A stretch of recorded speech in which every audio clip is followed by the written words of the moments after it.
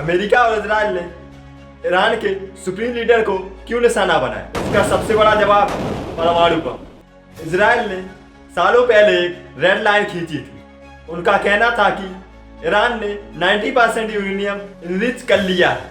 पिछले कुछ दिनों की रिपोर्ट के मुताबिक मोसाद को जानकारी मिली कि ईरान 48 घंटे के भीतर अपना पहला परमाणु परीक्षण करने वाला। इजराइल के लिए ये केवल एक टेस्ट नहीं बल्कि उसे मिटा देने का ऐलान था। अमेरिका को डर है कि अगर ईरान ने परमाणु परीक्षण कर लिया तो मिडिल ईस्ट में परमाणु परीक्षण करने की रेस शुरू हो जाएगी।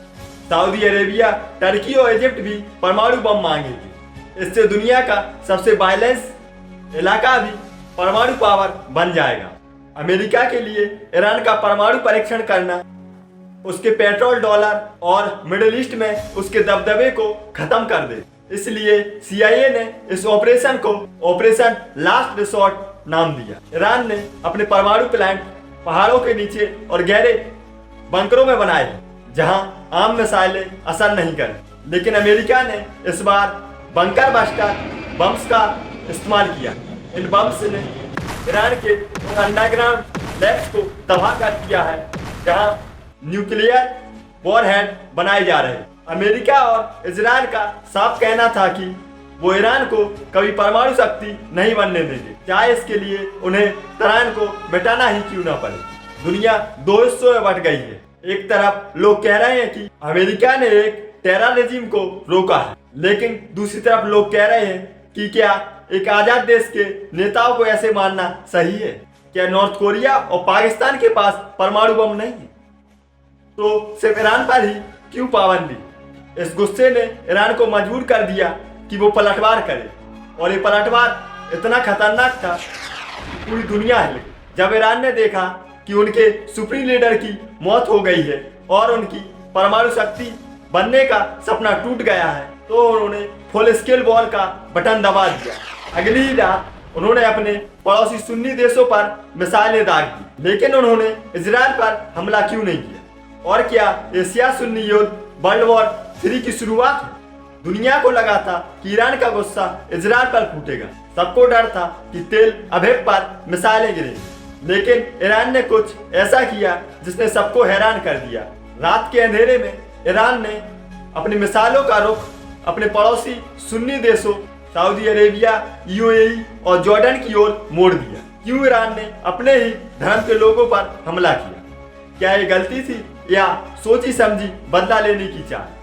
मिडिल ईस्ट की सियासत को समझने के लिए आपको शिया और सुन्नी के बीच की लकीर को समझना पड़ेगा। ईरान एक शिया सुपर पावर है, जबकि सऊदी अरेबिया, UAE और जॉर्डन सुन्नी दबदबे वाले देश हैं। ईरान का मानना है कि अगर अमेरिका और इजराइल ने उनके सुप्रीम लीडर को मारा है तो इसमें उनके पड़ोसी सुन्नी देशों का हाथ है। ईरान का दावा है कि सऊदी अरेबिया ने अमेरिका के लिए एयरबेस खोला और UAE ने इंटेलिजेंसी शेयर की। ईरान के लिए एक गद्दारी थी और गद्दारी का जवाब उन्होंने मौत से दिया। ईरान ने मिसाइलें ही नहीं बल्कि सुसाइड ड्रोन का एक जखीरा भेजा। सऊदी अरेबिया की सबसे बड़ी ऑयल कंपनी आर्मको के प्लांट्स को निशाना बनाया गया। इसका मकसद था दुनिया की ऑयल सप्लाई को रोक देना, जिससे अमेरिका और यूरोप घुटनों पे आ जाए। दुबई, जो दुनिया का सबसे बड़ा बिजनेस हब है, वहाँ फ्लाइट्स ऑपरेशन थम गए। ईरान ने साफ कर दिया है कि अगर हम डूबेंगे तो तुम्हें भी साथ लेके डूबेंगे। हमेशा से कहा जाता था कि वर्ल्ड वॉर 3 यूरोप से शुरू होगा, लेकिन आज के हालातों ने सब बदल दिया। यूक्रेन और रसिया एक बॉर्डर की जंग है। मिडिल ईस्ट की जंग एक ग्लोबल एनर्जी और रिलीजियस की जंग है। सऊदी अरेबिया और UAE ने पलटवार किया तो पूरा मिडिल ईस्ट कब्रिस्तान बन जाएगा। क्या ये वही समय है जिसमें चाइना और रसिया खुलकर ईरान का साथ देंगे? क्या अमेरिका एक गहरी जंग में फंस गया है? लेकिन ये जंग केवल मिडिल ईस्ट तक सीमित नहीं रही। इसकी आग हजारों किलोमीटर दूर हमारे देश भारत तक पहुंच चुकी है। कश्मीर में अचानक 2 दिन की छुट्टी क्यों? क्यों भारत के हर एक बड़े शहर में सिक्योरिटी अलर्ट पर? जब मिडिल ईस्ट में मिसाइलें चल रही थी तो भारत के एक बहुत बड़े हिस्से में सन्नाटा छा गया। जम्मू कश्मीर की सरकार ने 2 दिन की सरकारी छुट्टी का ऐलान किया। स्कूल, कॉलेज और दफ्तरों को 2 दिन के लिए बंद कर दिया गया। लेकिन क्यों? भारत तो इस जंग का हिस्सा नहीं। इसका जवाब छिपा है कश्मीर के शिया सुन्नी डेमोग्राफिक्स पर और ईरान के प्रति वहां के लोगों की संवेदनाओं पर। जम्मू कश्मीर में ईरान के सुप्रीम लीडर को एक बड़े धर्मगुरु के रूप में माना जाता है। ईरान के नेताओं की मौत की खबर मिलते ही हजारों लोग सड़कों पर उतर आए। कारगिल से लेकर श्रीनगर तक गुस्से की लहर दौड़ चुकी। इन लोगों का मानना है कि ये हमला सिर्फ ईरान पर नहीं, पूरे इस्लाम पर है। भारत सरकार को डर है कि ये गुस्सा कहीं एक बड़े दंगे का रूप ना ले ले, इसलिए सिक्योरिटी को हाई अलर्ट पर और इंटरनेट की स्पीड को धीमा कर दिया ताकि अफवाह वाली खबर जल्दी से लोगों तक ना पहुंचे और उन पर रोक लगाई जा सके। भारत के लिए स्थिति एक तरफ कुआं एक तरफ खाई जैसी है। इजराइल हमारा स्ट्रेटेजिक पार्टनर है। हम इजराइल से वेपन और टेक्नोलॉजी लेते हैं और वहीं ईरान हमारा पुराना दोस्त है। हमारा चाबहार पोर्ट ईरान में है जो सेंट्रल एशिया तक पहुंचने का रास्ता है। अगर भारत इजराइल का साथ देता है तो ईरान से रिश्ता टूट जाएगा और अगर ईरान का साथ देता है तो अमेरिका और इजराइल नाराज हो जाएंगे। भारत फिलहाल वेट एंड वॉच की पॉलिसी पे है, लेकिन कब तक? इस जंग का असर आपकी जेब तक भी पहुंचेगा क्योंकि भारत अपनी जरूरतों का 80% ऑयल बाहर से खरीदता है।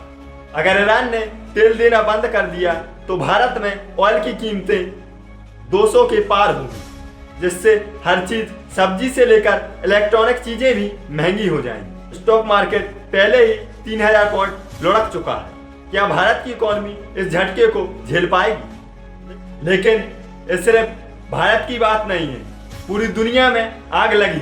क्या अमेरिका के ये कदम दुनिया को एक बेहतर और सुरक्षित जगह बनाएंगे या फिर द एंड सिविलाइजेशन की शुरुआत है?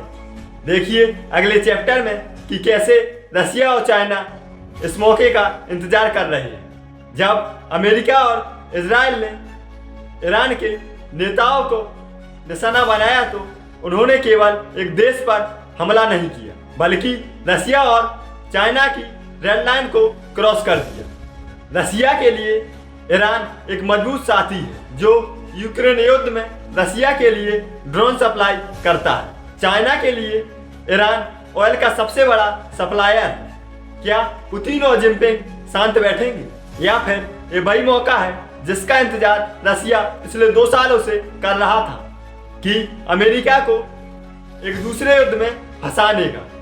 ईरान के पास एक ऐसा हथियार है जो परमाणु बम से भी खतरनाक है और वो है स्ट्रेट ऑफ हॉर्मुज। दुनिया का 20 से 25% ऑयल इसी रास्ते से निकलता है।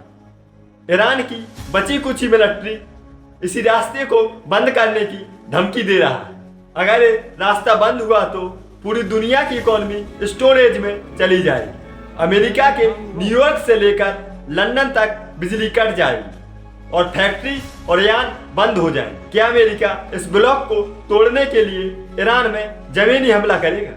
चाइना ने अभी तक कोई बड़ा बयान नहीं दिया, लेकिन ये खामोशी बहुत खतरनाक है। एक्सपर्ट का मानना है कि जब अमेरिका मिडिल ईस्ट में ईरान से युद्ध लड़ रहा होगा तो मौका की तलाश देखकर चाइना भी ताइवान पर हमला कर देगा। अगर ऐसा हुआ तो दुनिया 2 मोर्चों पर युद्ध झेल रही होगी, एक तरफ मिडिल ईस्ट, दूसरी तरफ पैसिफिक में।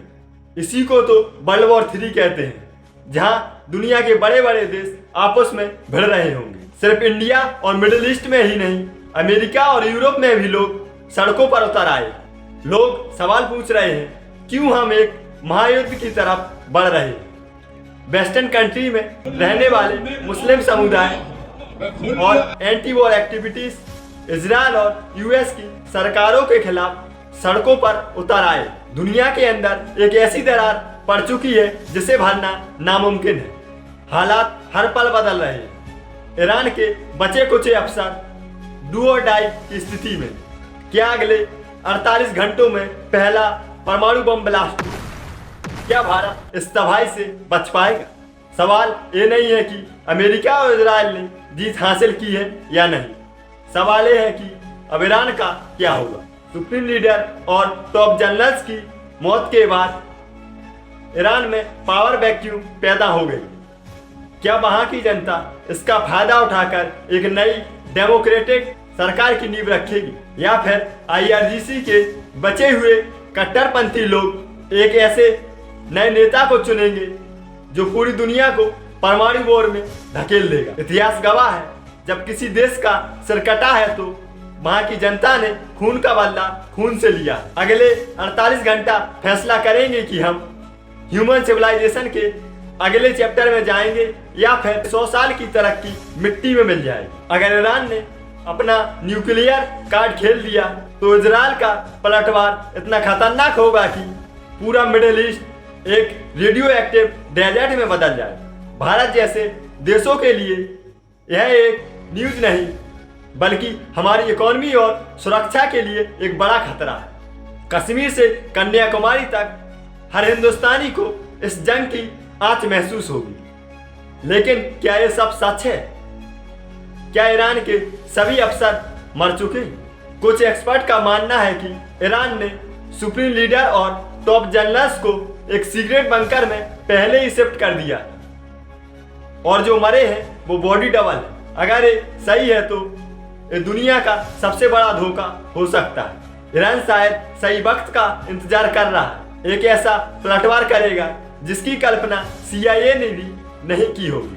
दोस्तों, युद्ध कभी किसी का भला नहीं करता, चाहे जीत किसी की भी हो, हार हमेशा इंसानियत की होती है। आज जो ईरान में हुआ है उसने इंसानियत को दो राहों पर खड़ा कर दिया। एक रास्ता शांति का है तो दूसरा वॉर का। हम उम्मीद करते हैं कि बड़े देश होश से काम लेंगे और वर्ल्ड वॉर 3 की आग को वक्त रहते बुझा देंगे।